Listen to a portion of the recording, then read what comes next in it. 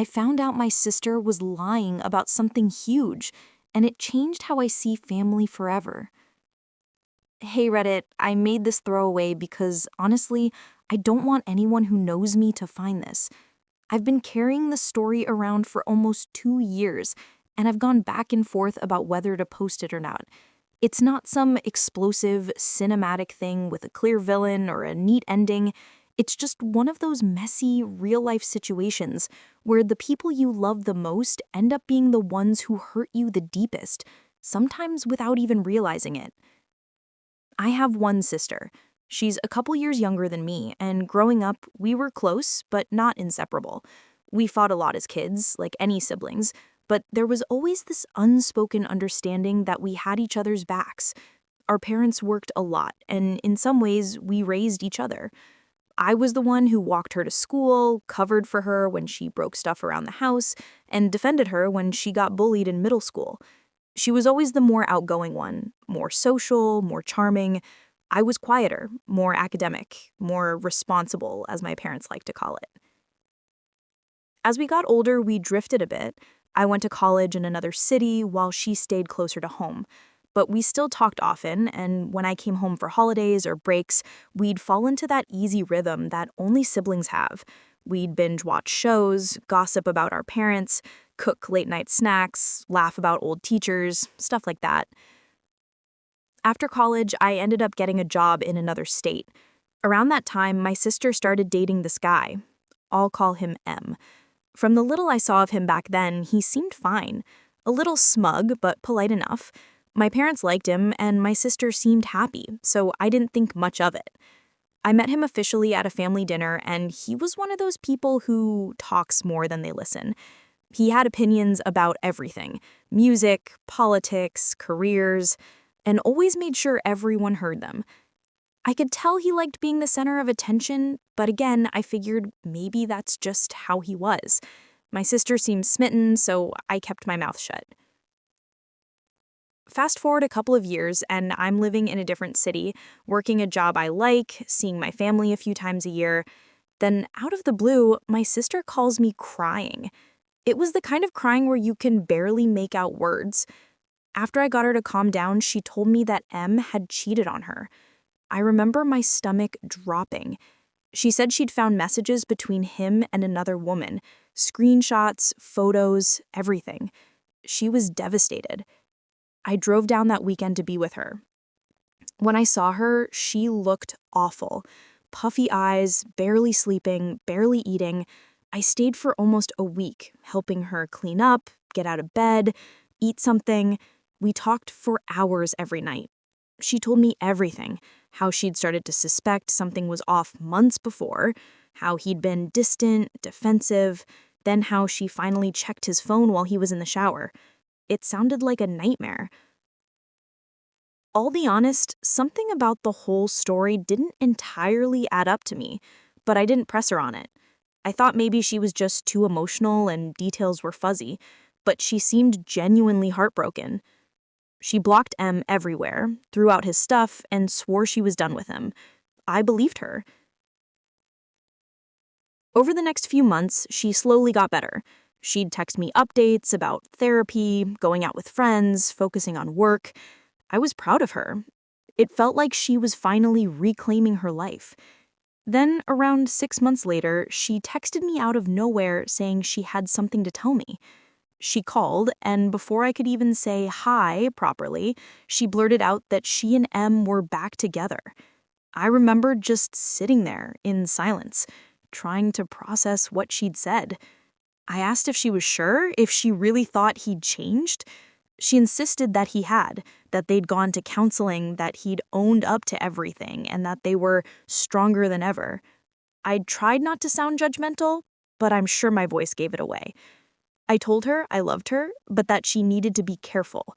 She got defensive, said I didn't understand, and that was that. For a while, I kept my distance. I didn't want to fight with her, but I also couldn't pretend to be happy about her taking him back. Eventually, I softened a bit.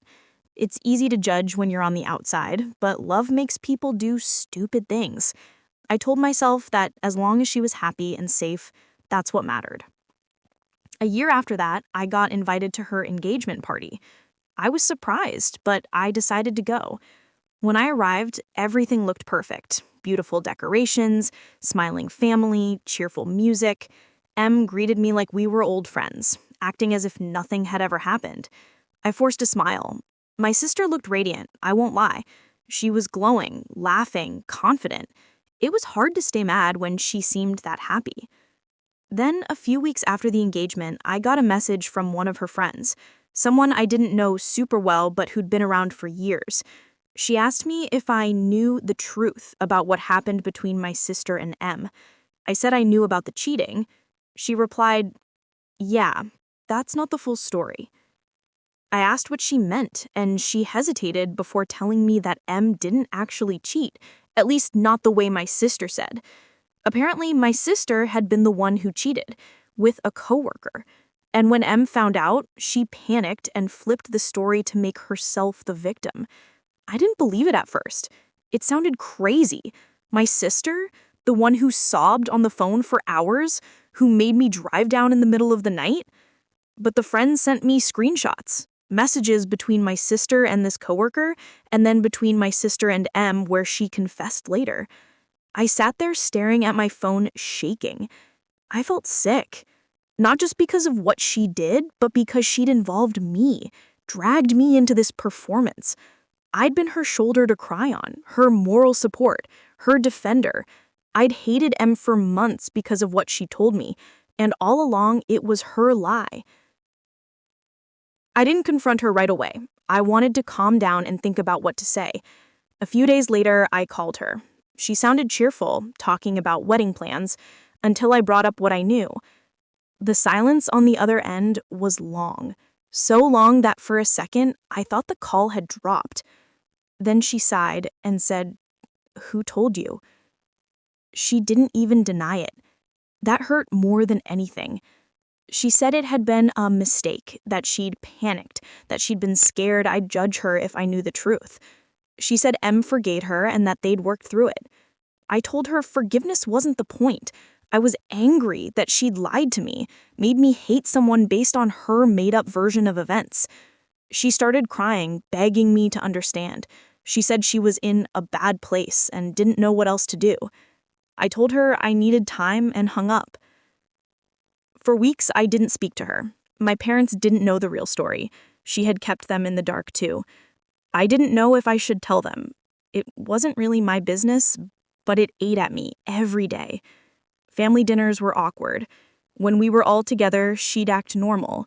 But every time I looked at her, I felt this mix of anger and sadness. Eventually, she reached out again, asking if we could meet in person. I agreed. We met at a cafe, and she looked exhausted. She told me she'd been terrified I'd never speak to her again. She said she knew she'd crossed a line, but that she was trying to move forward. She asked me to let it go, for her sake and for the family's. I told her I wasn't sure I could just let it go. I told her the trust between us was broken, and it wasn't something you could just rebuild with apologies. She nodded, tears in her eyes, and said she understood. But then she said something that stuck with me. "You've always been the good one, the responsible one. Everyone expects me to mess up. I just couldn't stand the thought of you seeing me that way too." I didn't know what to say. I just sat there, looking at her, realizing that this whole thing, the lie, the fake story, everything, came from some deep insecurity I hadn't even known she had. It didn't excuse it, but it made me sad, because in a way, she'd rather destroy her own credibility than admit she wasn't perfect. Over time, we started to talk again, slowly. Not like before. There's still a wall between us. She's married now. I went to the wedding because I didn't want to make things worse. But the whole time, I couldn't shake the feeling that I was standing in the middle of a story that had been rewritten. Everyone was smiling, but I knew the truth behind it all. Sometimes I think about confronting her again or even telling our parents, but I don't think it would change anything. It would just reopen wounds that never fully healed. So I keep the secret, not for her sake, but for mine, because I've realized that holding on to the anger only keeps me stuck in that moment, the one where I found out that the person I thought I knew best was capable of something like that. If there's one thing I've learned from all this, it's that family doesn't always mean honesty. Sometimes the people closest to you lie, not because they want to hurt you, but because they can't bear the thought of disappointing you. And that's almost worse. I still love my sister. I always will. But I don't see her the same way anymore. I don't think I ever will. And maybe that's okay. After the wedding, things went back to what I guess you'd call normal, though it felt like living inside a play where everyone knew their lines, but not the truth behind them. My sister and I texted occasionally, mostly surface level stuff. How's work? How's mom? Can you send me that recipe? The deeper conversations we used to have just never came back. Every now and then she'd try to bridge the gap, send me an old photo or a nostalgic message about when we were kids. I'd respond politely, but something inside me had hardened. It wasn't bitterness exactly, it was more like a quiet caution, a realization that love and trust weren't the same thing. A few months after her wedding, she invited me and our parents over for dinner. It was their first time hosting as a married couple. I remember walking in and noticing how spotless everything was, like she'd gone out of her way to make everything perfect. Em was there, friendly and upbeat, joking with my dad and pouring drinks. He hugged me when I walked in, and for a moment I had this strange, hollow feeling, like I was hugging someone I'd once hated for something that never even happened. Dinner was fine, at least on the surface. My parents were happy, talking about their upcoming trip, laughing about old stories. I watched my sister from across the table. She seemed genuinely content. I couldn't tell if it was real happiness or a performance she'd learned to perfect. Maybe both. Later, when everyone had gone to bed, I helped her clean up in the kitchen. It was just the two of us, the quiet hum of the dishwasher filling the silence. She thanked me for coming and said it meant a lot that I'd supported her. I almost laughed at the word support, but instead I said, "You don't need to thank me." Then she looked at me for a long moment and said, "You still don't forgive me, do you?" I froze. I didn't expect her to say it so directly. I took a breath and said, "I don't know. I want to, but I can't pretend it didn't happen." She nodded, biting her lip, and she said, "I know. I think about it every day." Something about the way she said that, quiet, without excuses, hit me harder than all her tears months earlier. For the first time, it felt like she actually understood what she'd done. Not just to Em, but to me too. We didn't say much else that night. I drove back to my apartment the next morning and sat in my car for a long time before going inside. I remember staring at the steering wheel, thinking about how fragile relationships can be. One lie, one selfish moment, and everything you thought you knew about someone can shift forever. Over the next year, life just went on. Work got busy, my parents got older, and my sister and I kept this fragile peace. We weren't estranged, but we weren't close either. She'd call sometimes just to talk, and I'd listen. Sometimes she'd slip and say things like, "You remember when I thought Em cheated?" phrasing it like it was some mix-up instead of a lie she'd crafted. I'd feel that old sting, but I'd bite my tongue. I guess part of me had decided that silence was the price of peace. Then one night, I got a call from her around midnight. Her voice was shaking. She said she'd gotten into an argument with Em, that he'd found some old messages between her and that coworker again, the one from before, and that he'd left the house. I could hear panic in her voice. She said she didn't know if he was coming back. I didn't know what to say. Part of me wanted to tell her, "You made this bed, now lie in it." But another part of me, the part that still saw her as my little sister, just wanted to help. So I talked her through it, helped her calm down, reminded her to breathe. By the end of the call, she said she'd be okay. The next day, she texted that Em came home and they were going to work things out. I didn't ask for details. I'd learned not to. About 6 months later, she found out she was pregnant. When she told me, she was crying, this time from happiness. And I'll admit, when I heard her voice trembling with that mix of fear and joy, something in me softened. Despite everything, I wanted her to have this. A fresh start, a reason to move forward. When her daughter was born, I went to the hospital. Holding that tiny baby in my arms, I felt something shift. The resentment, the disappointment, it didn't disappear, but it shrank. It was like this new life forced perspective onto everything. My sister looked at me with tears in her eyes and whispered, "Thank you for coming." That moment felt pure. Maybe the first genuine moment we'd shared in years. In the months that followed, I visited more often, not for her, but for my niece. That little girl has this light about her, like she carries none of the weight that her parents' mistakes built around them. I'd watch my sister hold her, smile, and sometimes I'd catch a glimpse of the person she used to be. But the past doesn't vanish just because you stop talking about it. Every now and then, something small would remind Liv it. A movie about cheating, a joke someone made at dinner, an old memory that surfaced at random, and I'd feel that ache in my chest again.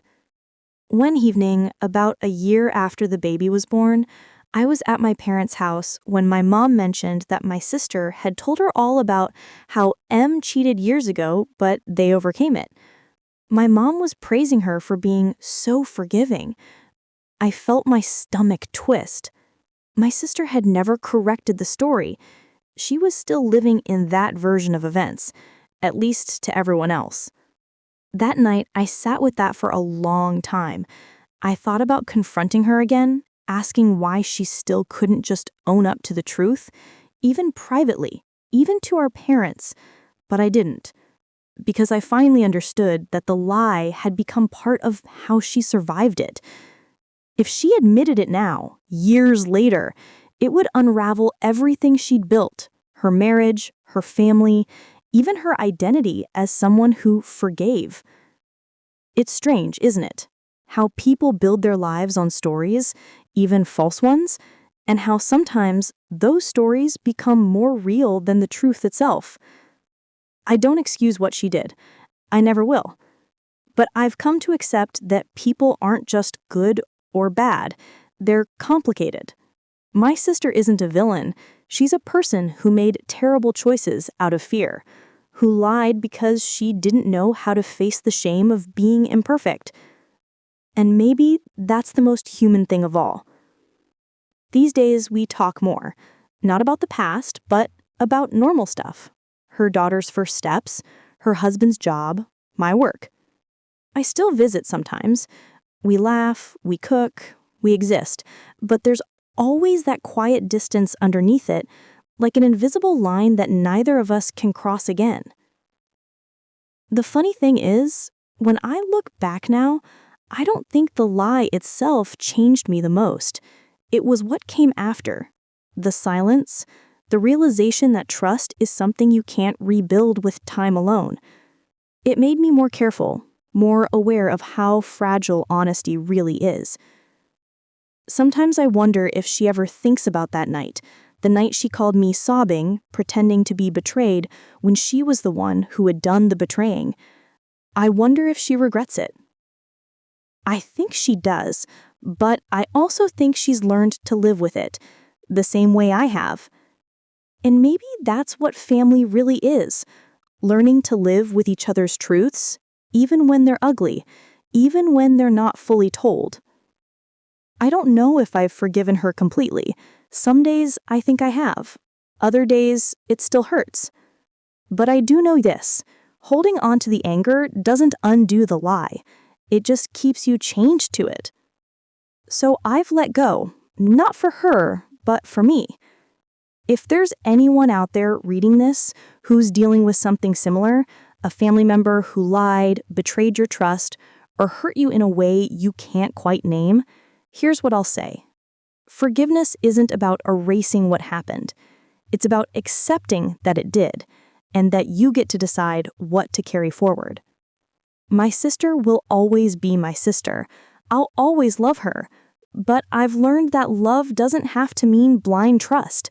Sometimes it just means showing up anyway, even when you know the story isn't perfect. And maybe that's enough.